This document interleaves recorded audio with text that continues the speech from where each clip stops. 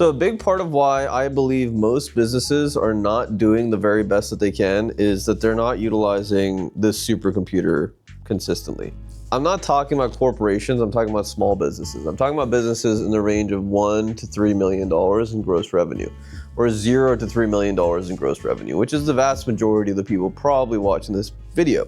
Why are we not using, guys, the very basics of technology to make our life easier?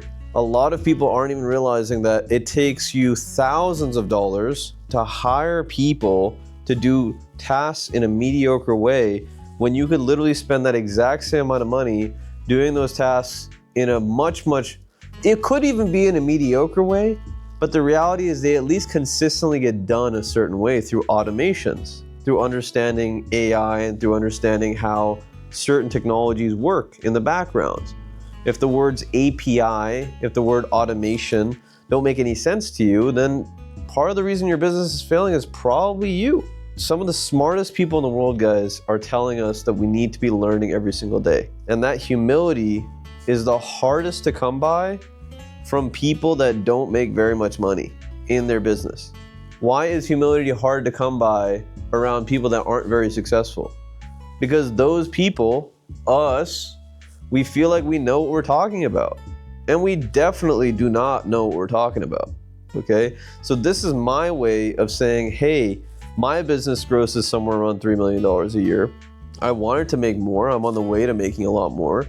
But the reality is there's some things that I'm seeing every single business owner do that they need to get better at, right? There needs to be some sense of marketing, okay? There needs to be some sort of presence online.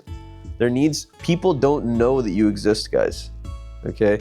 The problem isn't that your slushy or whatever isn't the best slushy. The problem isn't that you're not selling alcohol that people want. The problem is not that, your car wash doesn't clean people's cars. The problem is that people don't know that you exist. And the reality is, what does it really take for someone to know that you exist? You pick this thing up, you record a stupid video, and you say, hey, come to my car wash, come to my bar, do something, and then you boost the post. People don't even realize these days that if you just post a piece of content on social media, it's not gonna get any traction. You have to boost it in order to get traction. There's literally the entire scheme is paid these days. It's the difference between getting 10 views for a video and getting 1,000 views for a video, right? If you actually go through and understand marketing. So marketing is a thing that's missing. How could you get better at marketing? Start posting something. Start realizing that when someone looks at your shop, right, how are they ever going to know that it exists? Are you on some sort of Google search for them to say, okay, food places close by? Is your business appearing on Google Maps? Do you have reviews, right? Do you have some sort of website presence? Is it SEO optimized so people's search terms are actually going to your website? These are some basic things you can take care of, but it's one of those things that if people don't know you exist, you can't make money. And frankly speaking, the more money that you're trying to make, the more specific the people that need to know who you are become. Okay, so your target audience becomes more and more specific the more money you want to make. That's one thing. The other thing is people. You can't make money alone, guys. I think the hardest thing that I figured out, and I'm still figuring out every single day, is that you really can't be doing all this stuff yourself. A lot of it, yes, we could be more efficient. 100% we could wake up earlier, we could go to sleep earlier, we could have a better diet, we could work out better, we could have a better plan, we could be more purposeful in the things that we do, 100%. But a large part of creating anything sustainable is actually being able to work with other people. And that requires hiring.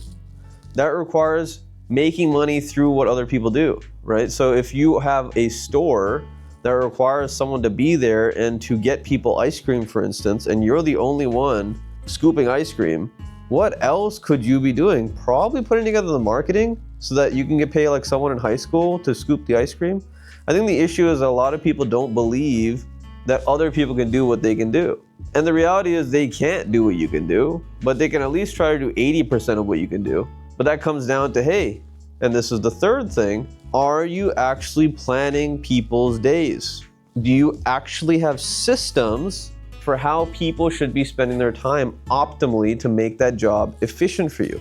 If you're paying them X amount of money an hour, Is it worth it to pay that much money if they have no idea what they're doing, or there's no accountability for what they're doing, right? If you own a bar, do you have a system in place where you're keeping tabs on your inventory at the end of every single day so you can figure out how much alcohol your bartender drank and how much they gave away? Are you keeping tabs on what stuff is new and what stuff is old and what stuff needs to be ordered? If you're a grocery store manager, those things you need to be doing. You should not be sitting at the cash register, right? You should not be sitting at the front desk. You should be going and doing dentistry. You should be going and doing your physician trade. You should be going and having meetings with people that can do partnerships and things with you. You should be going and educating yourself, going to conferences. As business owners, it is very, very important for us to understand that if we don't have systems, we're not doing our job. Our job is simple. We make other people's jobs easy. Our job is simple. We make other people's jobs easy. And how do we do that? We write down a list of tasks that we expect them to accomplish. And then we get more and more specific on that. That's the idea of playbooks. That's the idea of checklists. It's the idea of all this other stuff. So if you're still watching this video, you know that I make videos about business, personal development. I make videos about spirituality, about hobbies, about all types of stuff. My goal really is to help you actualize your potential. And at the end of the day, if you're not doing that, I don't know if you're gonna live that satisfying of a life. And I think you might be feeling me when I'm saying this stuff. It's like, there's so much to do and life can be so beautiful. But it really, really takes a little bit of a kick in the pants, and it really takes a little bit of holding your hand. So if you're interested in that, go to Turabify.com or go and hit up any of the social medias. Hit up the comments below. Number 4 that I see all the time in businesses is they are really not creating any sort of fundamental operations or fundamental offers to give to the environment. This is something that's really hard to do if you're constantly lifting buckets, but the reality is in the back end, you got to be creating some sort of offer. Some sort of offer, as Alex Hormozi calls it, something that is absolutely irresistible and feels stupid for people to not come to.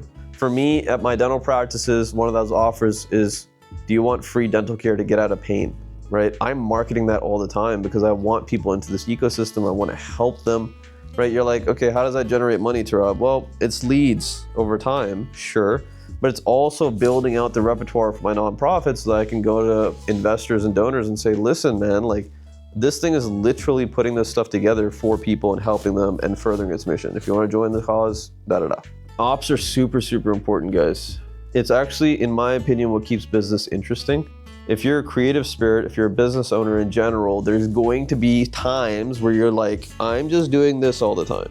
And doing this all the time kind of sucks when you don't have hope.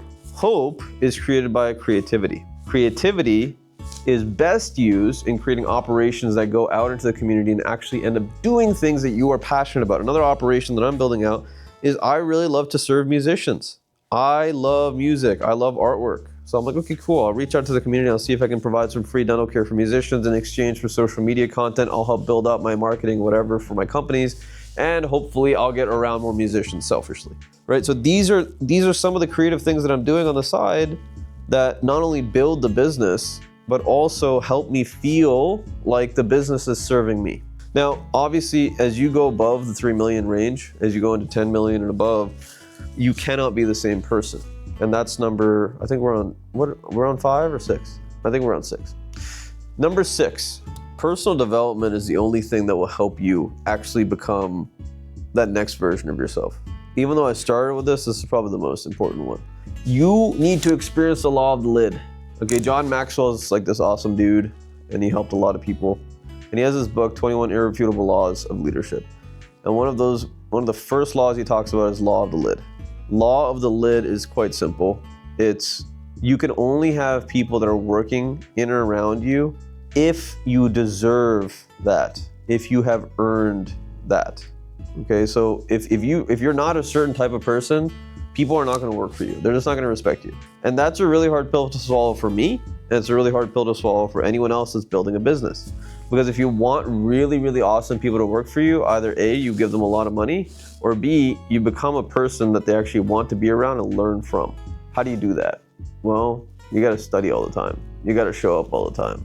You got to be there doing the shit that no one else wants to do all the time. If you choose hard, your life becomes easy. So personal development, guys. Work out, go to conferences, read books, Listen to people that are smarter than me. Listen to me if you want. Make friends. Your environment matters. Every little aspect of who you are is how the business is going to turn out. These are some of the things that I've noticed that businesses could be doing better in the neighborhood, in their communities. If you want any sort of help, I have very little time. Okay, I can walk you through how to make a website. I can walk you through KPIs and metrics as well, as best as I know them. I can walk you through balance sheets. I can walk you through what software and stuff you should go through. I can walk you through da da da da da. I don't have very much time.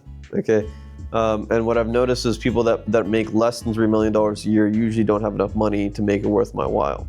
So instead, why don't you post your comments below if you're interested? Why don't you send me a DM if you have a question, and I'll put together a free course for you guys on the things that I know.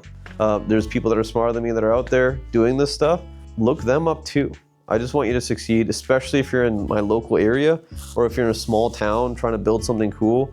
You need to succeed. Okay, you need to go and do this. If you don't go and do this, there's the high school kids, the middle school kids, the college kids in your neighborhood are not going to have that awesome opportunity that they're looking for. 60% of the workforce is disengaged from their job. If the business owner is disengaged, what do you think that means for the employees? Take the time to give a shit. Make those operations. Make it creative again. Make it interesting again.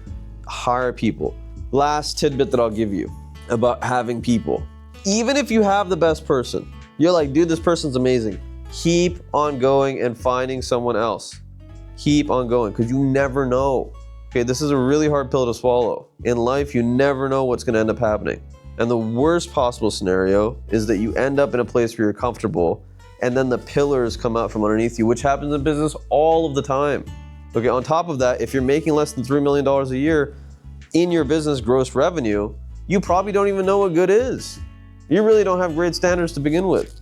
Oh, that person shows up to work all the time, but they do da da da da da. Okay? And then you hire someone else. Oh, that person shows up to work all the time and they do da da da da. Oh shit, now my standards have changed. If you don't hire people, your standards will never get equilibrated. You understand what I'm saying? I hope that makes sense. There's a lot of this stuff. And you really don't know shit until you're 5 years into business. I'm about 3 years into business. I guess I'll know even more over the years. But hopefully this was useful to you. If it was, like, comment, and subscribe. Actualize your potential capitalist? Actualize your potential catalyst. This world needs you. Take care.